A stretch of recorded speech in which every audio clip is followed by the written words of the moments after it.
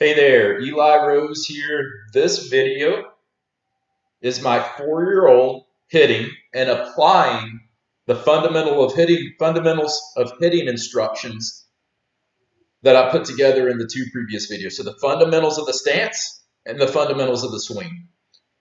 He did a really good job receiving this information and actually applying it. He did even better in practice swings, but this is a video of him taking a live pitch.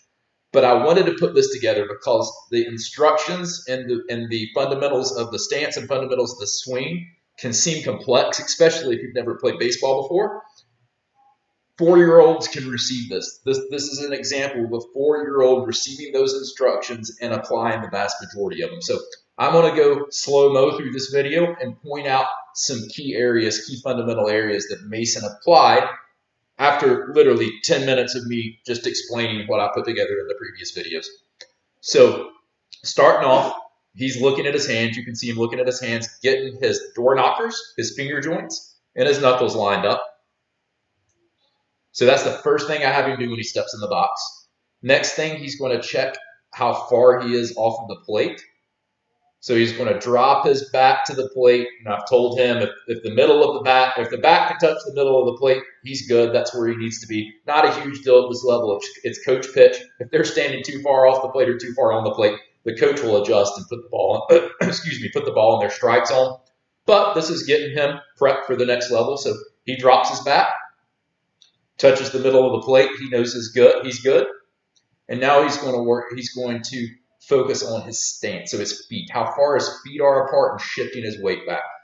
So Mason receives this information well enough where his feet can be a little bit further than shoulder width apart, so a little bit of a wider stance. That's perfectly okay if they get a good grasp of the core fundamentals. And you can see he has a little bit of a wider stance.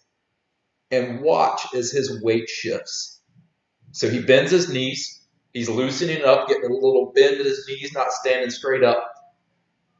And here's his weight shift. There is his weight shift right there. So that weight went from straight up to over his backside. That is key at any level. That's awesome at this level. So you really need to focus on getting that weight over his back leg or on his backside. So next thing he focuses on are his hands, making sure his hands are just about parallel with this back shoulder. He ends up getting his hands a little bit too high. I'll show you. I'll talk to that in a little more detail here in just a minute. But let's take a look at his back. So his back is leaning back towards the backstop, and it's almost straight up. So what we'll work on in the cage next is getting this bat a little more back this way. So we're going to look for 20, 30, maybe a 40-degree angle at this age, but we want that bat to be turned back just a little more, which will allow him to generate some more bat speed and load more on his back foot and into his core. So we'll work on that next time we're in the cage. I believe I mentioned something about his hands, so he raised them a little bit, but his hands, let me stop right here. His hands are up probably just a little too high. We could drop them down, your top hand right here, and then bottom hand right here. So just lower them just a little bit. Not a huge deal at this age.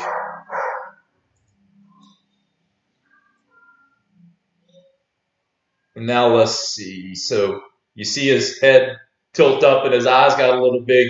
You can see the pitch is being delivered. And so that's his first reaction. That little itty bitty, let me go back, that little itty bitty hitch is his first reaction, and that is not bad. So he dropped his bat a little bit. That's a vast improvement to what he had been doing previously. So previously he was taking this front shoulder, turning it back, cocking his bat back, thinking that was going to get him more power, and then swinging. You'll see a lot of kids do that. So they'll rotate their whole upper body backwards to come forwards because they think it's generating more power, and it's not. That little hitch he has is a vast improvement from what he was doing. So we had that little hitch, which that'll be a talking point for us in his next cage session. But he takes his hands towards this ball. So this was the first time I've ever instructed him or ever coached him, throw your hands at the ball before you throw the barrel at the ball. And I took a ball and I held it and I started walking it in and I was making him throw his hands at that ball and it leveled his swing out. Now this was a bad pitch, so my bad on this one. It was a little high. So his hands look like they're up and his swings, a little high. He's following the pitch, which is great. But watch, he throws his hands. We got a little bit of I don't have good enough slow-mo, but he threw his hands right at that ball. And then we had contact. And here's another two more key talking points. He let that top hand come off that bat. They need to hold both hands on their bat. Finish with this. Their follow-through needs to have their bat on their front shoulder with both hands still on the handle. So we'll talk about him letting go of the bat. And also, big point right here. He was doing it in warm-up swings, but when I started pitching live, he didn't do it so well. He hasn't pivoted that back foot. So he needs to pivot. So when his hands started back here, when his hands started to throw, he should have started pivoting that back. He should have started pivoting that back foot, which he didn't pivot.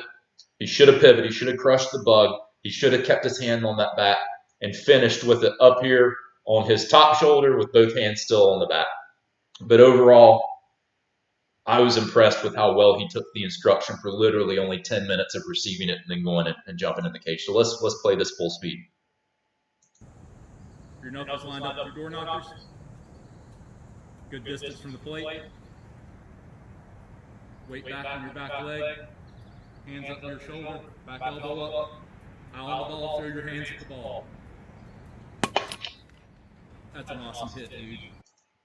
So that's a 4-year-old taking the instructions and applying them. There's room for work. There's room for improvement. There always will be at every other level. But I wanted to prove the point and just show you that a 4-year-old is capable of receiving the level of fundamentals that I described in those two videos. It just takes practice. It just takes work. It just takes repetition.